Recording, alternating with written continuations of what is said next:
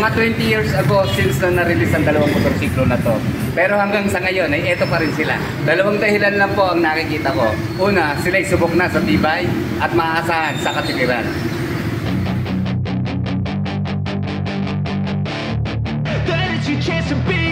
Hey kid, don't ever let them get inside your head. They'll tell you what to do in life instead of everything you know that you could get. Don't let them guide your life towards regret. I'll fight for what I love with every breath. My past is filled with things I won't forget. I use them all to push me to my best. So treat the worst of times just like a test. If only I could go back in time, I'd tell myself that everything will end up alright. Just push yourself, test yourself, figure out what you like, and find your limits, don't be rigid, always work towards a prime. Surround yourself with open minds, people can change your life. A few friends with intent can help you feel alive. Find a passion, take some action, and with a little time, just be patient, make a statement, try to enjoy your life. They'll try to kick you while you're down. They wanna rise up while you drown. They wanna fill your head with doubt. They're silently scared that you'll figure it out. I'll make it look like I'm losing, won't bother hiding my bruises. And when they finally think you're wounded, then it's your chance to be ruthless.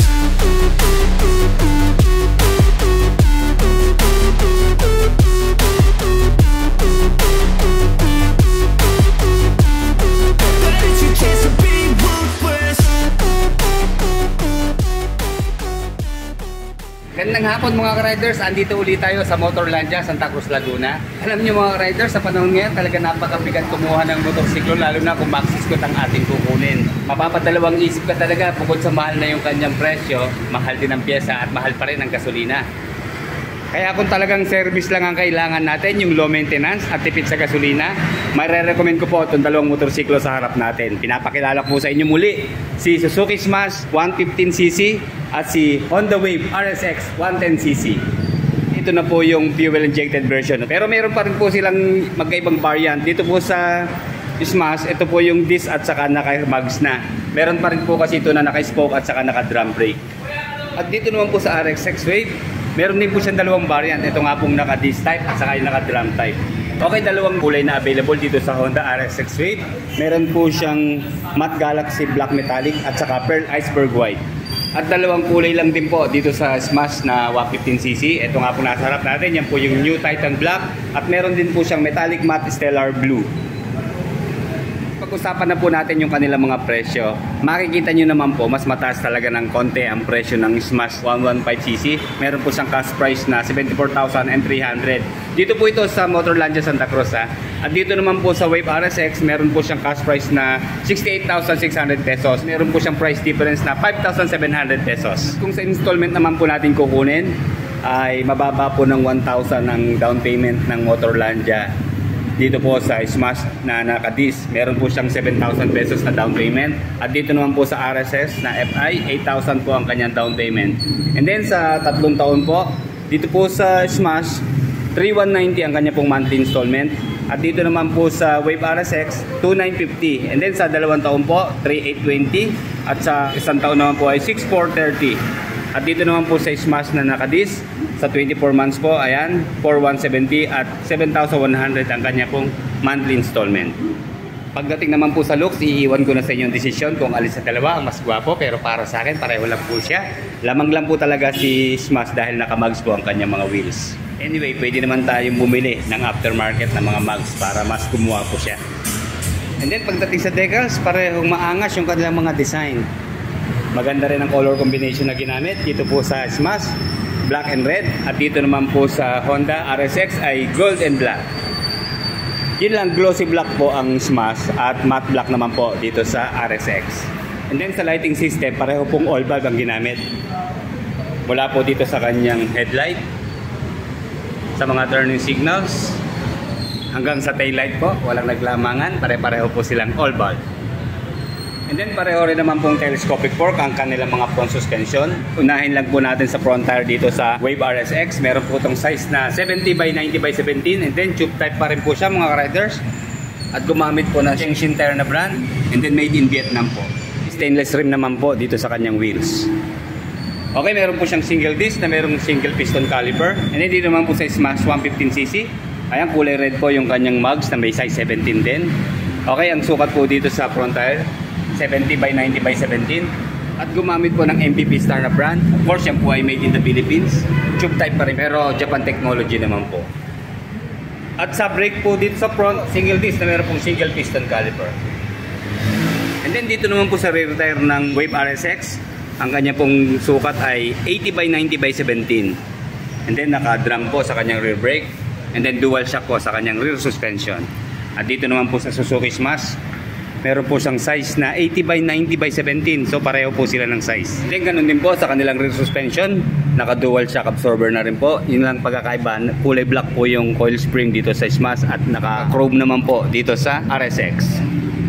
And then drum din po sa kanyang rear brake dito po sa Smash FI. Pero mas nagustuhan ko po ang muffler ng Suzuki Smash, lalo na itong kanyang heat guard. 2 piraso siya. Ayan, isang plastic, isang metal. Dito po sa plastic, maganda po. Mahaba yung kanyang heat guard hanggang sa elbow, sako po niya.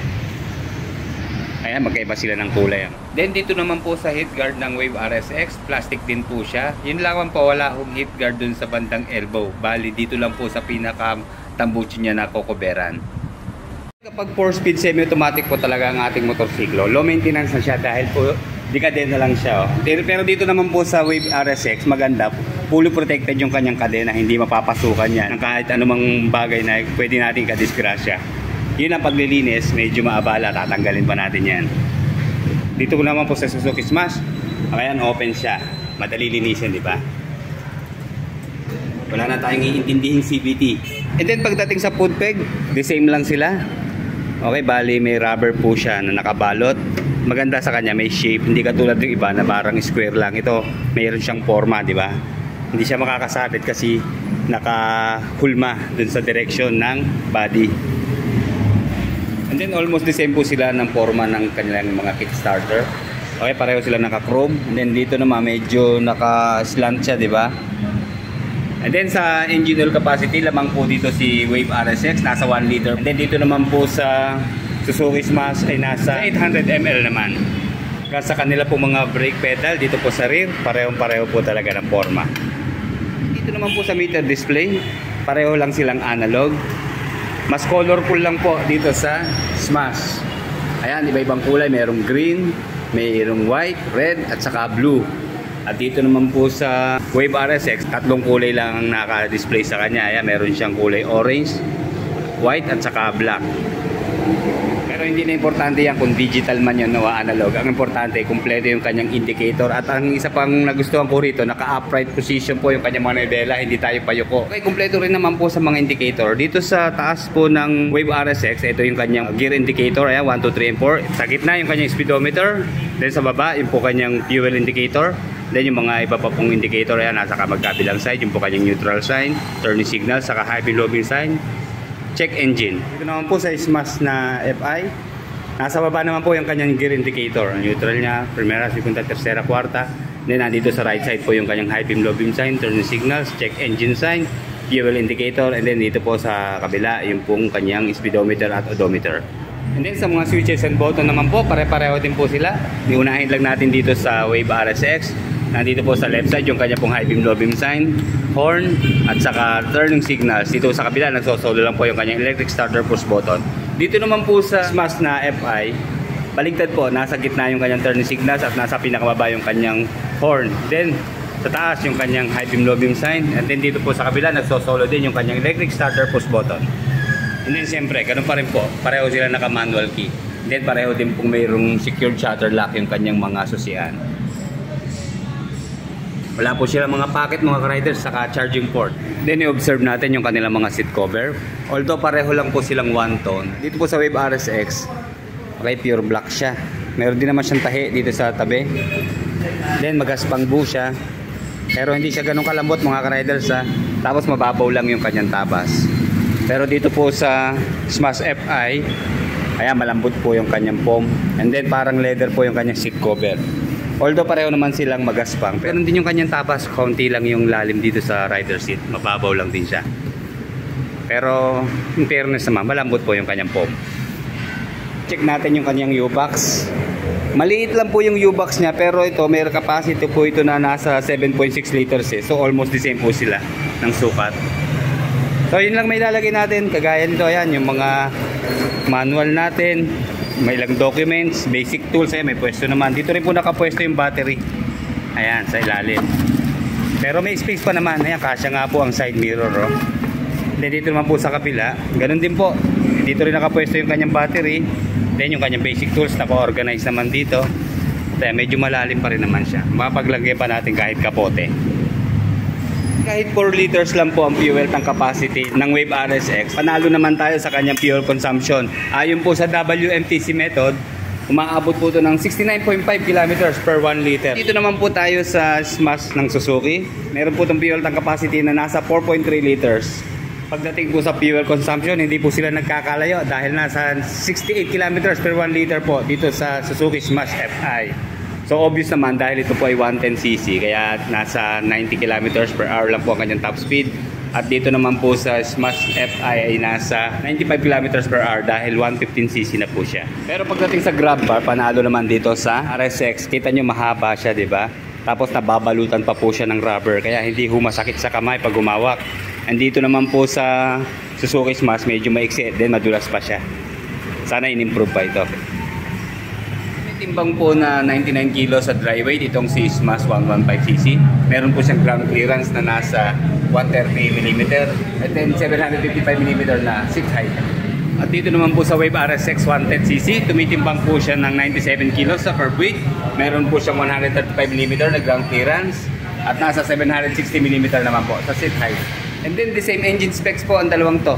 4-stroke, single cylinder, 2-valve, single overhead cam, air-cooled sa cooling system, fuel injected sa fuel supply system. Lumamang lang po ng konti sa displacement itong si Suzuki Smash dahil 115cc po siya at nasa 110cc naman po ang RSX ng Honda. Dito po sa Honda Wave RSX 110, meron po siya maximum power na 8.5 horsepower at 7,500 RPM and 8.7 Nm of torque at 6,000 RPM. And then pagdating sa performance, labang po ng konti ang power nitong si Suzuki Smash 115cc. Meron po siya maximum power na 9.2 horsepower at 7,000 RPM and 9.1 Nm of torque at 6,500 RPM. Kung may karagdagan pa po kayong mga comments para sa comparison ng dalawang motorsiklo na to, comment lang po kayo para magkaroon po ng idea yung mga ka-riders natin na bago pa lang po kukuha. Sa mga interesado po, pwede nyo po silang pasyalan dito sa 1488 Sige Barra Avenue sa Santa Cruz, Laguna. Makababalan po ng kulay ng Santa Cruz. Tatapatan po sila ng LBC. Kung busy naman po kayo, bisitahin nyo na po yung kanilang Facebook account na Motorlandia Santa Cruz. Okay, like, comment, and subscribe sa ating channel. Salamat po.